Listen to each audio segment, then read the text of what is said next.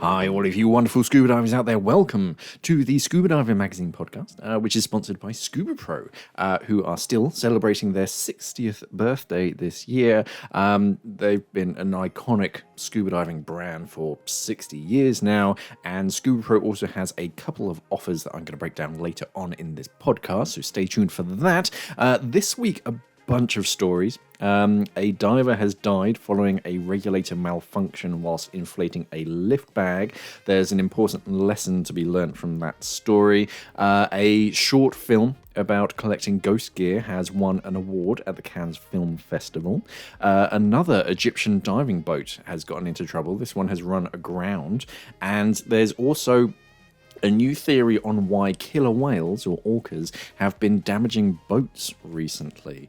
That caught my eye. And also, Scuba Pro has a new pair of fins coming out this summer, and they've got a very unique trick up their sleeves, if fins can have sleeves. But the first news story is that a Montana scuba diver died on previous Saturday, the 20th of May, when his attempts to fill an airbag in a lake appear to have resulted in a regulator free flow.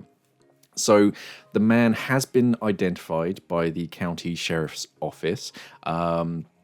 He was a 55-year-old diver from Bozeman, and he and another diver from the same nearby town had travelled to Canyon Ferry Reservoir, which is the state's third largest body of water. The two divers had descended at a site between two lake features, Cemetery Island and Hellgate Campground. Sounds terrifying. But they started the dive around midday. They were aiming to raise a vehicle that had been lost through surface ice the previous winter. All of this is according to the Lewis and Clark County Sheriff, Leo Dutton. Apparently the dive site was one of the deeper parts of the lake. The lake bed is at around 34 meters. Surface temperature would have been about 14 degrees Celsius, which is fairly chilly. And according to the buddy, the divers were about 2 minutes into filling lift bags with air when what was described as a possible regulator malfunction occurred, with a free flow draining the air cylinder. He then started to ascend, but had stopped moving while still at depth at about 29 meters. His buddy reported having to attach a line onto the diver to help pull them up to the surface, where attempts to resuscitate him using CPR proved unsuccessful. Highway Patrol and Fish, Wildlife and Park staff were first responders to an emergency call, and a police investigation, including a post-mortem medical and diving equipment examinations, is now underway. So this sounds like, they were going to recover this vehicle that had fallen through the ice, and they've attached lift bags onto it. This is just from what I understand from this article. There's going to be a link down in the description below. And in filling up the lift bags, they were using some kind of line, whether it's a regulator or whatever, to fill up the lift bag, and the second stage free flowed. Possibly that's what it sounded like. And the main learning point from this is to always have a redundant air source. If you're filling up lift bags, or doing anything substantial where you're using a lot of gas volume. If it's a DSMB, you should be okay. But if you can have a second, a cylinder, side-mounted cylinder, or even just a pony cylinder, that way you have complete redundancy. You have your breathing cylinder, and then you have your lift bag cylinder. So that way, if something does malfunction with that regulator and it empties that cylinder completely, you can still breathe. You can still control your buoyancy. Now, I don't know what the entire situation was. As I've said, I'll just have this article. But if you are intending to go down and lift something, if you do have access to a redundant cylinder that you can attach another set of regulators to, that's by far the more safer option. And it reminds me back to the what was it called? Oh, there was an underwater bubble ring gun that you could get. I've forgotten the name of it now. But it was like this big like gun underwater, and you attach it to a low pressure inflator hose. You pull the trigger, and it fires a bubble ring. And of course, they're very can't think of the word, but on their website, they're like, you know what? Don't attach this to your main cylinder. Only ever attach it to a separate like pony cylinder, because you're having fun in games, you're shooting these bubble rings at one another, and of course that's all breathing gas that you're getting rid of. So yeah, always have that redundant air source when lifting things underwater. The next news story follows on, not exactly from that one, but this is a 15-minute short film called Journey to Ithaca from Healthy Seas, has won the Best Environmental Film category at the Cannes World Film Festival. Remember the Future. So it's directed by Michael Restricha. I apologize, Michael. I'm not good with pronouncing names. But yeah, it's a 15-minute film, and you can watch it online. I'll put a link to the article, and then it's the whole 15-minute thing is embedded down at the bottom. And yeah, it's basically in I think it was Greece. It sounds like Greece, where there was a old fish farm in this bay on a relatively small island. Beautiful bay. And they had these like floating rings in this bay, and then I think the fish farm just like went under, if you'll excuse the pun, and they basically just left all of this stuff and ghost gear. It wasn't ghost gear at the time, but as soon as they left it, it kind of became ghost gear. They just left it all in the water. They just turned the backs and walked away. And unfortunately, there was a hurricane that like hit the area, so all of this like fishing gear and these floating circle like pens all just like scattered and broke apart. And yeah, it was just horrific ghost gear. And yeah, the film basically covers the all of the work that all of these people went to just clean it all up. And yeah, they had divers down in the water sending up all this this fishing line. They had to get in commercial divers because there were metal like structures as well, which was too much for them to lift. And all in all, they worked out about 76 tons of marine litter was removed in 8 days by these volunteers underwater and on the surface. So yeah, I just thought that was quite interesting, and yeah, it's nice to see that more like recognition and a wider like view, so that more people can see what these amazing divers are doing to help collect all of this ghost gear. The next news story comes out of Egypt, where another diving boat has gotten itself into trouble. So in previous weeks, we've had the Carlton Queen liveaboard, which capsized, but now the day boat, the Seaflower, has run aground off the Sinai Peninsula. And one of the divers who was on the boat with a group of other Brits said that during foggy conditions, the boat ran aground on a reef, and everyone on board was recovered after 2 hours of trying to extricate the vessel from its predicament. And yeah, lots of photographs of this day boat just kind of stranded on top of the reef. That's about all the information that we have. Just poor visibility with very foggy conditions, and it doesn't claim if anyone was hurt or not. But yeah, it's been a bad season for Egyptian diving boats. And another news story about like boats in general getting into trouble, is for the past few years, we've been seeing the odd story coming up, like around the oceans and the seas around like Portugal and Europe, of killer whales being, I don't know if aggressive is the right word, but basically bumping into ships and smaller vessels, and some of them have actually sunk like yachts by like rupturing the hull, and we're seeing it more and more frequently, but no one really kind of knew why. It's a relatively new thing. Killer whales, very, very clever, and they're a like communal species, so they do things as groups, and it starts to spread. And someone basically been looking into this, and they theorize that it could actually be like a vengeful killer whale, as this article puts it, that may have been left traumatized after a collision with a boat, who has then taught other orcas to attack vessels in the area. So researchers believe that the female killer whale called White Gladys is taking revenge on boats by coaching other orcas, and they've already caused 2 yachts sort of around Gibraltar, or the Gibraltar area. It's caused 2 yachts to sink.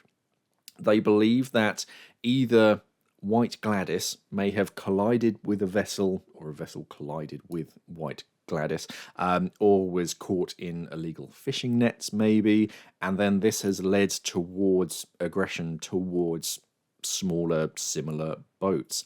And Alfredo Lopez Fernandez, who is a biologist at the University of Aveiro, Portugal, and a member of the Atlantic Orca Working Group, said that the attacks are likely a result of past trauma. Quoted, that traumatized orca is the one that started this behavior of physical contact with the boat, and a critical moment of agony made White Gladys aggressive towards boats, and this is now being taught and copied by other orcas, the biologist told Live Science.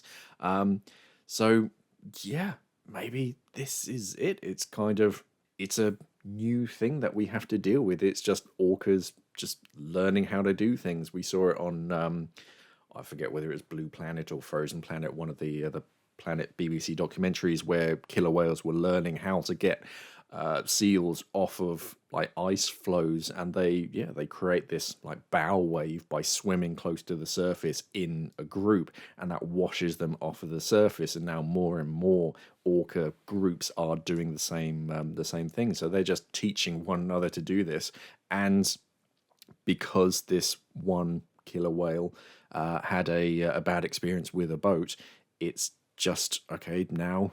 All orcas are going to start becoming like aggressive towards boats. Who knows? But it's one of those things where they can't definitively say yes, this is exactly why. But it's a theory of you know what, it could be why. The last news story is something that popped up in my inbox, and that's Scuba Pro has a new pair of fins out, and these are called the STech Fins, following their like STech technical diving range of fins, and they're on a similar tack to their new Seawing Supernova fins, in that they're a 2-part fin. And that isn't its only like party trick. They also have adjustable ballast weights. So with most fins, and it's a fairly common subject online, and especially on forums nowadays, is what's the buoyancy of this particular fin? Is it heavy? Is it neutrally buoyant? Is it floaty? And of course it depends what waters you're in, and if you're a photographer, then you like a certain buoyancy. If you're diving in a dry suit, you want something a little bit different. So Scuba Pro have obviously been listening to this, and they brought out the STech Fin, and I'll get onto the actual fin itself in a moment. But you can actually add these like weight plates to the blade of the fin, and you can adjust its buoyancy. So if you do want a heavier fin, then you just add more of these weight plates. If you want a neutrally buoyant fin, you take some off. If you want it positively buoyant, you can take them all off. So you can customize it to exactly what you want without having to add like trim weights or ankle weights around your ankles. So I just thought that was pretty clever and something that I've never seen before. But also the actual fin, the blade design, it's more like a vented fin. They said where the Sea-Wing Supernova is good for flutter kick. You can also use it for frog kick.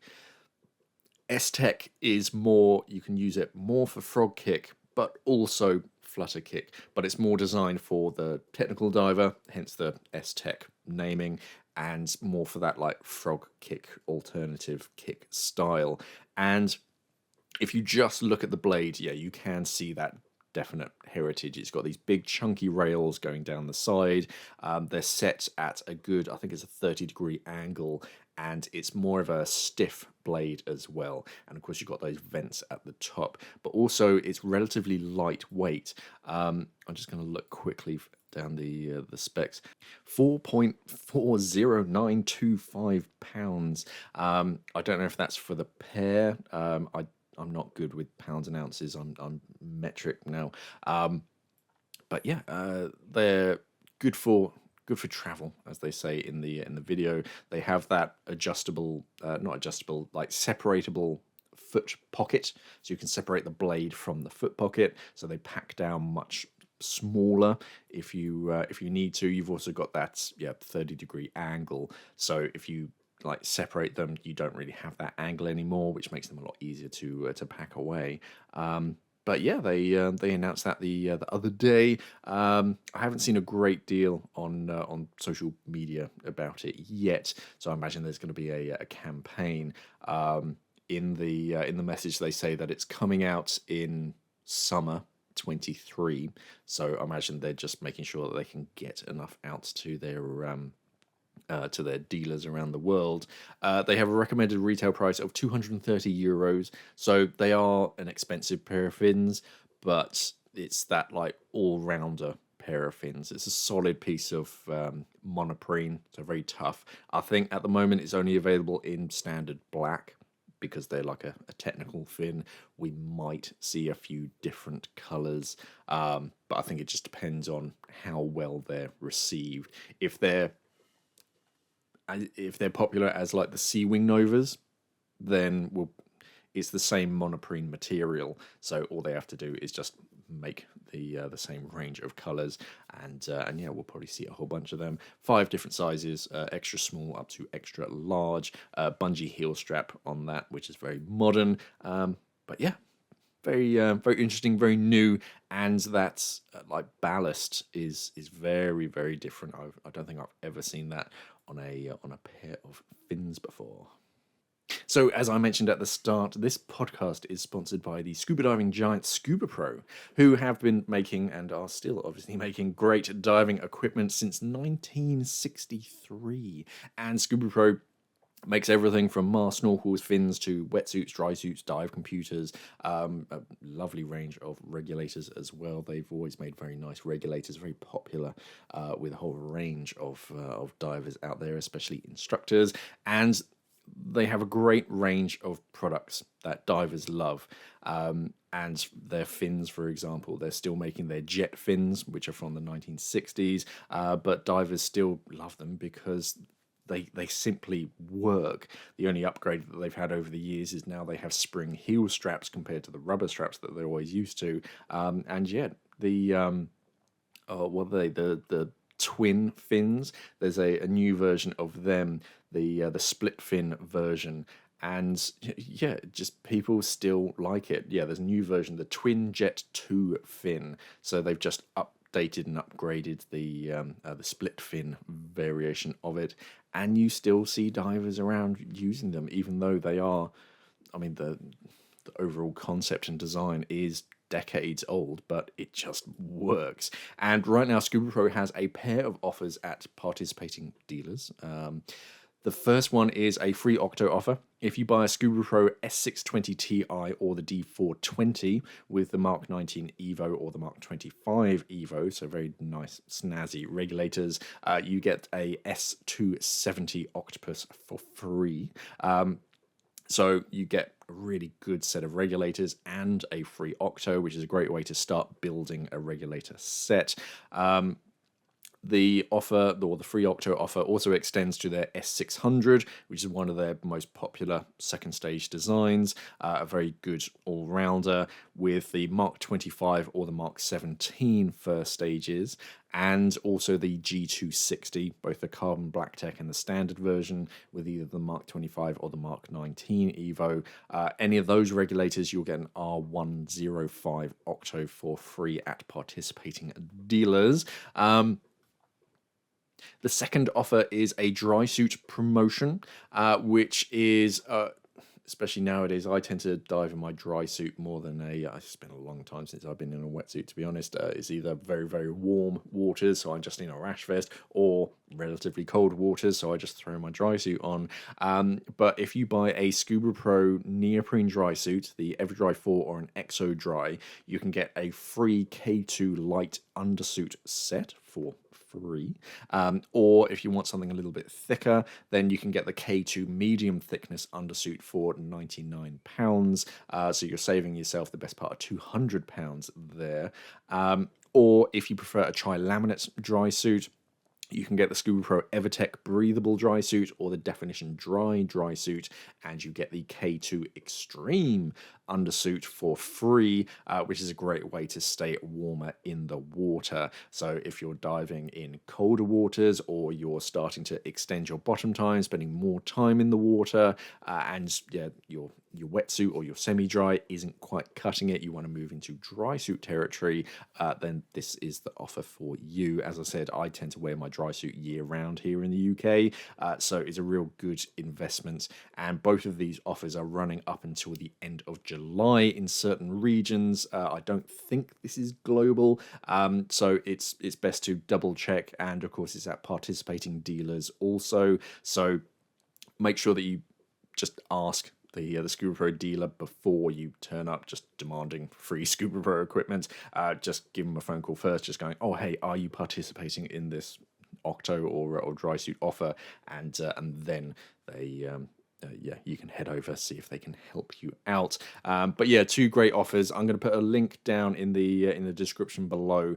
If you're watching this on YouTube, I'll try and pop a link up in the corner as well. But yeah, down in the description where all the words and the text are, I'll put a link to Scuba Pro's website, and you can check out their offers. They also have like a dealer locator, most brands do nowadays, where you type in your postcode or your zip code or whatever it is, and it shows you where all of your nearest Scuba Pro dealers are, and all their contact details. So just give them a bell and see if they're participating in these offers. And that's it for another podcast. So yeah, thank you for listening, everybody. Remember to check out Scuba Pro and their new pair of fins. It'll probably be a while before they're on a special offer, as they're so new, they're not even on shelves yet. But yeah, if you do need a new set of regulators or a dry suit, then yeah, head over, check them out, and find your nearest Scuba Pro dealer. Otherwise, head over to our website, scubadivermag.com, see all the interesting things that we do. We just got some new sample products in, so we'll be releasing that article soon. I've drafted up the article of me going on the HSE professional scuba course with commercial diver training. That will probably be in the next issue. Hopefully I can get a final draft up as soon as possible. But yeah, otherwise remember to like and subscribe wherever you're listening. Thank you for listening, everybody, and of course, safe diving.